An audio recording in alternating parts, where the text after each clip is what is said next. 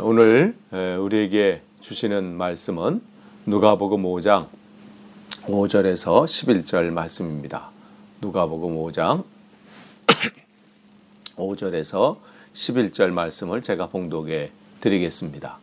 시몬이 대답하여 이르되 선생님 우리들이 밤이 새도록 수고하였으되 잡은 것이 없지만은 말씀에 의지하여 내가 그물을 내리이다 하고 그렇게 하니 고기를 잡은 것이 심이 많아 그물이 찢어지는지라. 이에 다른 배에 있는 동무들에게 손짓하여 와서 도와달라 하니 그들이 와서 두 배의 채움에 잠기게 되었더라. 시몬 베드로가 이를 보고 예수의 무릎 아래 엎드려 이르되 주여 나를 떠나소서 나는 죄인으로소이다 하니 이는 자기 및 자기와 함께 있는 모든 사람이 고기 잡힌 것으로 말미암아 놀라고 세베대 아들로서 시몬의 동업자인 야고보와 요한도 놀랐습니다. 예수께서 시몬에게 이르시되 무서워하지 말라.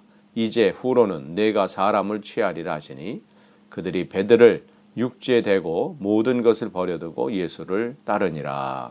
아멘. 오늘도 하나님께서 새날을 우리에게 허락해 주셨습니다. 오늘도 하나님 은혜 안에 복된 하루 되시기를 간절히 축원합니다. 우리 계속해서 우리 누가복음 말씀을 나누고 있습니다. 어제는 누가복음 5장 1절에서 4절 말씀 나눴고요. 오늘은 이어서 어제 이 말씀이죠. 이어지는 말씀입니다. 5절서부터 11절까지 말씀을 이어서 보도록 하겠습니다. 시몬이 대답하여 이르되 선생님 우리들이 밤이 새도록 수고하였으되 잡은 것이 없지만은 말씀에 의지하여 내가 그물을 내린다. 어제 말씀드린 것처럼 그들은 지치고 힘들고 그런 상황이지만 그 앞에 순종을 하고 주님의 말씀을 또 듣게 되죠. 그러면서 주님께서 깊은 곳에 가서 그물을 내리라. 상식적으로 또 이해가 되지 않고 또 100% 고기가 있다는 보장도 없는데 다시 그물을 내린다는 것은 그 다음에 있을 수고가 얼마나 크다는 것을 이들은 알고 있죠. 그럼에도 불구하고 여기 보면 수고해서 잡은 것이 없지만 실패하고 그동안 내 인생이 실패한 삶이고 또 그동안 내 삶이 이러한 상황일지라도 다시 주님의 말씀을 내가 붙잡고 그 말씀 앞에 내가 의지하여 내가 하겠습니다. 여기서 말씀이라고 하는 것은 지금 이 4절에 말씀했던 깊은 데로 가서 그물을 내리라 이 말씀도 포함되겠지만 더 큰 것은 3절 말씀이죠. 3절의 그 가르침이에요. 이 주님께서 이 말씀을 가르치실 때에 그 가르치심을 마치고 이렇게 여기서 가르침을 마친다는 거 어제 말씀드렸죠. 설교를 완전히 다 끝났다는 게 아니고 가르침이 완전히 끝났다는 게 아니라 하다가 멈추신 다음에 베드로를 주목하셨다고 말씀을 드렸어요. 베드로가 이제 베드로를 통해서 뭔가 하실 계획을 이제 진행하시는 거죠. 들을 귀가 준비된 거고 또 그 말씀을 받을 만한 준비가 된 것을 주님은 보신 것이죠. 그러니까 말씀에 의지하여 내가 그물을 내리리다. 여기서 그물을 내린다라는 것은 여기서 내가 그것을 뭐뭐 하겠습니다. 내가 내리리다. 이 말씀 원문의 이 뜻은 그냥 마지 못해서 지금 상황이 그럴 수밖에 없는 상황이니까 하는 그러한 게 아니라 여기 이 말씀의 이 뜻은 내가 주님 말씀 앞에 내가 감동과 또 그 은혜와 또 그 말씀 앞에 내가 적극적으로 하는 거예요. 그런 단어의 뜻입니다. 마지 못해서 하는 게 아니에요. 내가 이 말씀 앞에 내가 하나님 앞에 온전히 순종하겠습니다. 그런 뜻이 여기에 담겨져 있습니다. 그러니까 이 말씀이라고 하는 이 말씀 뭐예요? 그러니까 이 베드로가 그 말씀 앞에 거부할 수 없는 영적인 그 권세 앞에 압도를 당하는 거죠. 하나님의 말씀은 이렇습니다. 한 심령을 바꾸는 게 말씀이에요. 우리의 골수를 쪼개는 말씀이에요. 우리 심령을 새롭게 하는 게 하나님의 말씀이에요. 그러니까 우리가 말씀의 사모함이 여기에 있는 거예요. 능력이 여기에 있는 거예요. 왜 우리가 말씀을 사모하겠어요? 왜 하나님의 말씀 오늘도 기대합니까? 우리가 안 바뀌는 게 있고 우리 힘으로 할 수 없는 게 있어요. 근데 그 말씀이 내게 들어올 때, 그 말씀 앞에 우리가 말씀이 나를 찾아왔을 때는 우리의 인생이 바뀔 수밖에 없는 거예요. 그러니까 오늘 그 말씀 앞에 자기는 이해가 안 돼요. 그렇게 한다고 해서 만약 밤새도록 해본 경험이 있고 그렇게 해서 실패했었는데 그걸 또 다시 한다는 거. 그러나 그 상황이 지금까지는 그랬다 할지라도, 지금까지는 내 인생이 실패한 인생일지라도 그 말씀 앞에 순종하기로 결단하지요. 인생의 새로운 이 시작은 바로 말씀 앞에 결단이에요. 새로운 무슨 각오나 무슨 새로운 무슨 방법을 찾아서가 아니에요. 시대가 바뀌었기 때문에 거기에 있지 않고요. 하나님 말씀 앞에 나에게 찾아오시는 말씀이 있어요. 내게 순종하라고 하시고, 근데 어제 말씀드린 것처럼 그 순종은 내게 없는 것을 순종하라지 않으세요. 내가 할 수 없는 걸 하라지 않고 내가 할 수 있는 거예요. 근데 그동안 안 했던 거죠. 그 말씀 앞에 순종할 때 새 역사가 나타나는 것이고 내 인생의 새로운 시작이 열리게 되는 겁니다. 오늘 베드로는 그것을 본 거예요. 그 말씀을 붙잡은 거예요. 그럴 때 어떻게 해요? 6절에 그렇게 하니 이렇게 했어요. 이걸 원문을 직역하면 그리고 이것을 행했을 때예요. 그리고 이것을 행했을 때. 이해가 되지 않고 또 그 일을 다시 한번 한다는 것은 수고가 담겨 수고로움이 있고 또 그 앞에는 번거로움도 있고, 그렇지만 그 말씀에 의지해서 이것을 행했을 때 이 베드로는 어떤 주인공이 돼요? 기적을 체험하는 주인공이 됩니다.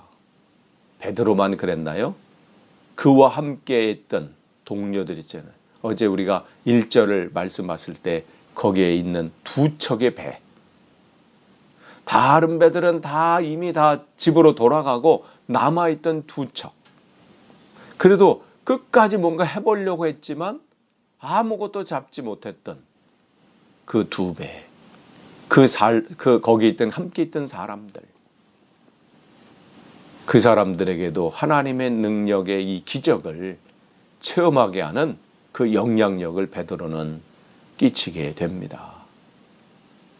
지금 이해가 되지 않고 지금 상황이 그런 것이 과연 될까라고 하는 그 상황이 내게 찾아올 그때 말씀에 순종해서 그것을 행했을 때 놀라운 일들, 거기 고기 잡은 것이 심이 많아 그물이 찢어지는지라.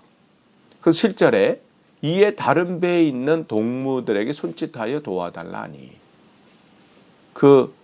이 호숫가에 이제 정박했던 이 나머지 배 한 척이죠. 근데 손짓하여 도와달라 하니. 그러니까 깊은 곳에 가서 그물을 이렇게 던지면서 베드로 하고 있을 때 이들은 아직도 반신반의한 거예요. 베드로는 나갔지만 과연 저게 될까? 과연 저 일들이 일어날까? 가까이 그냥 이제 멀찌감치 보고 있었던 것을 보게 되죠. 그러니까 말로 해서 소리 안 되니까 막 손짓하는 거예요. 빨리 오라고. 바로 하나님 말씀에 순종하고 또 그 가운데 하나님의 살아계심을 체험할 때 우리는 무슨 일이 일어나요?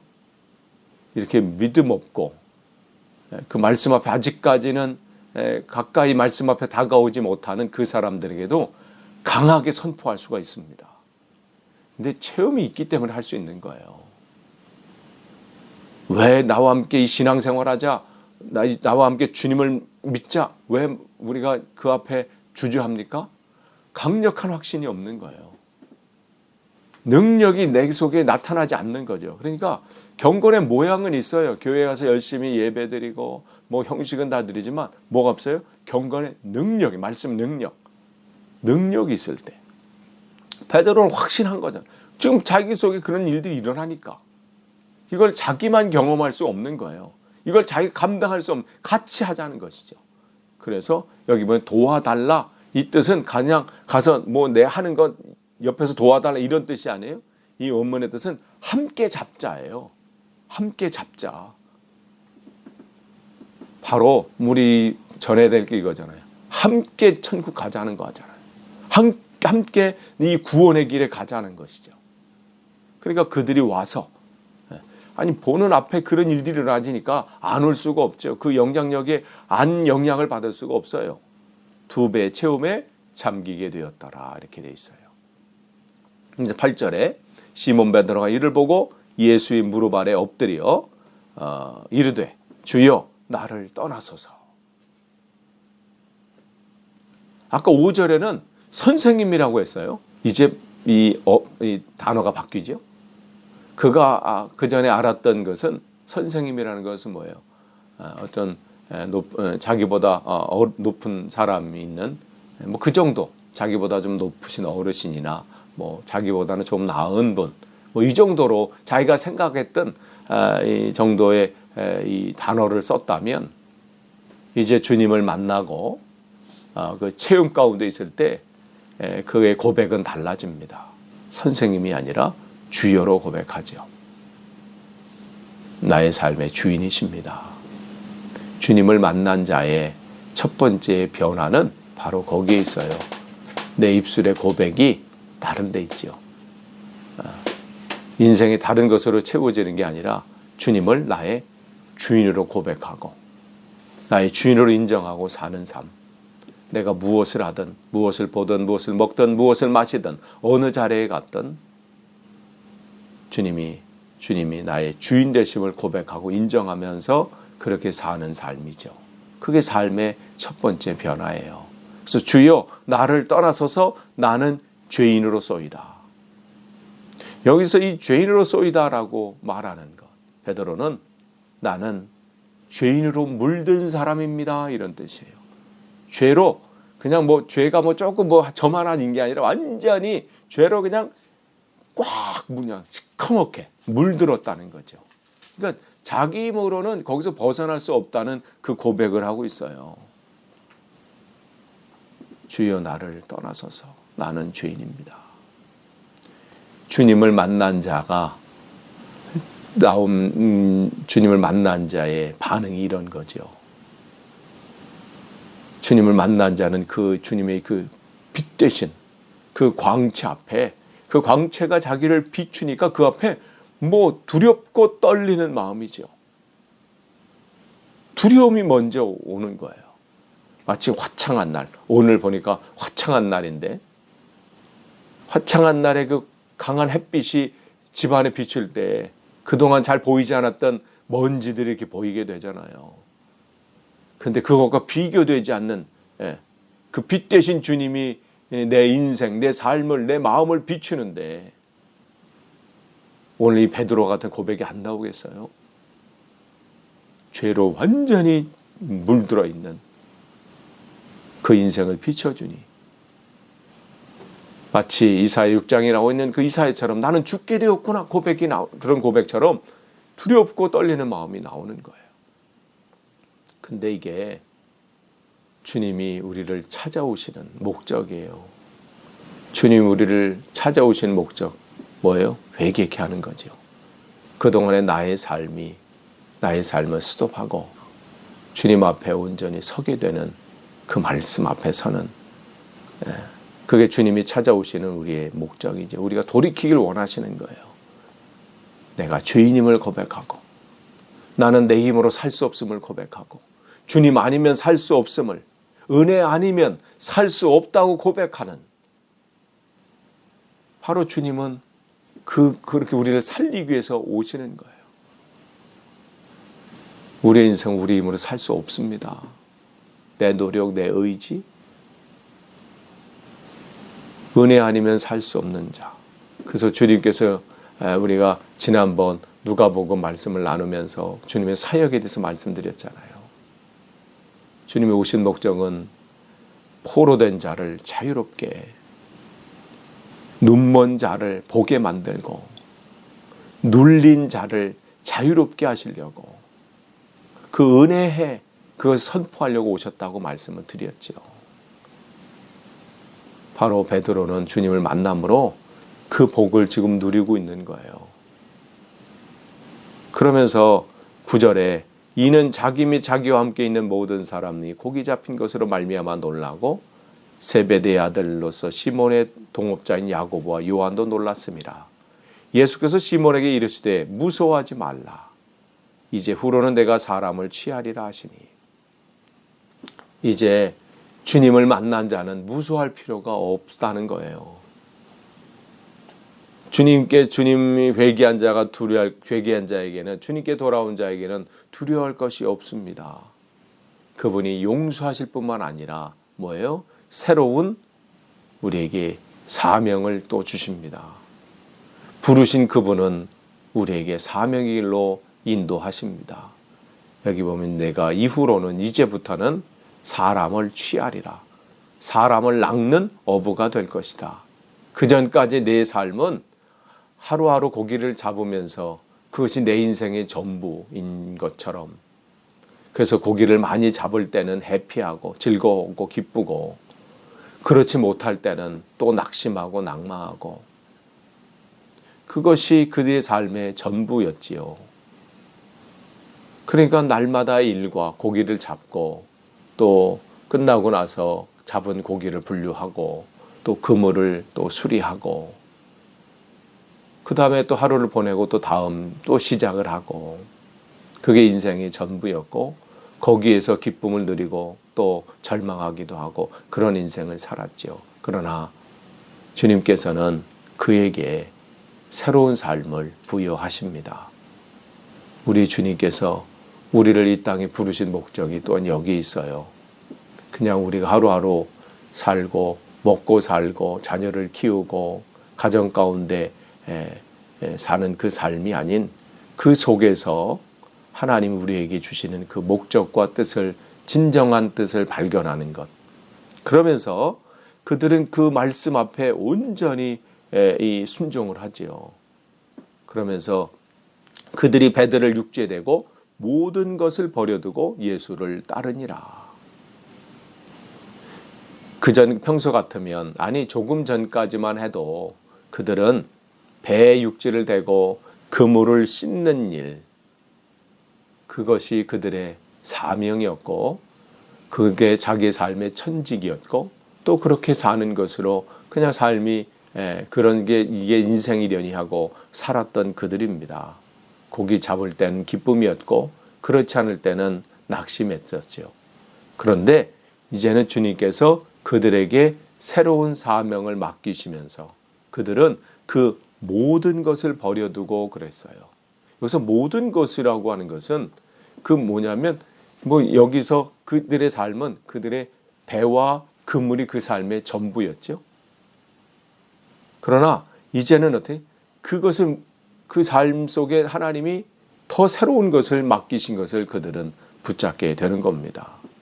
그러면 그럼 이 시대에 목사님, 우리도 모든 직업을 버려두고 새로운 것을 쫓아 나가야 됩니까?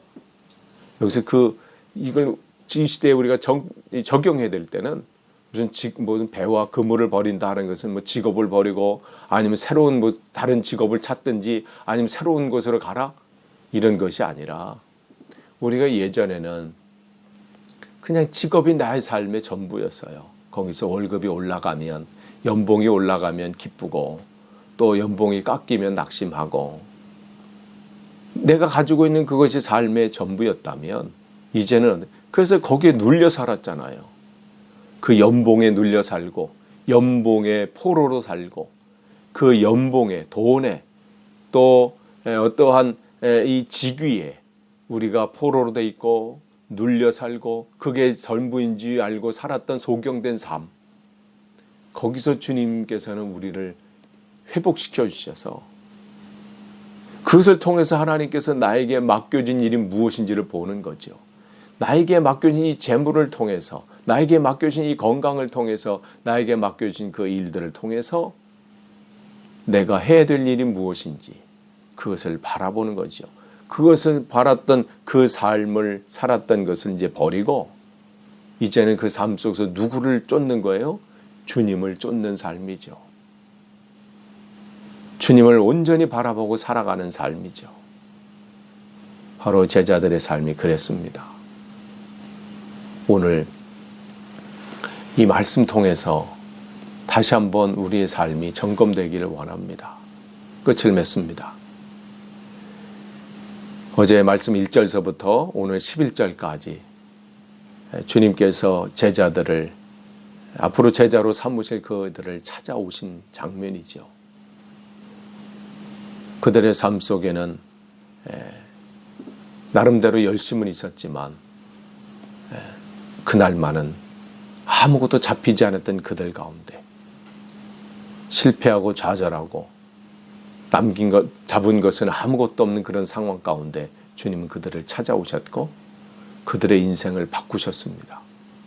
오늘도 주님은 우리들의 인생을 바꾸십니다. 지금 우리의 상황이 어떠한 상황일지라도, 어떠한 상황 가운데 있다 할지라도 여러분을 바꾸실 그 주님의 말씀을 사모하십시오. 여러분의 인생을 바꾸실 그 주님을 기대하십시오. 베드로의 삶을 바꾸셨던 주님, 오늘 우리의 삶을 바꾸십니다. 우리의 삶을 새롭게 하십니다. 오늘도 그러한 가운데 주님의 은혜 가운데 거하시는 여러분 되시기를 간절히 축원합니다.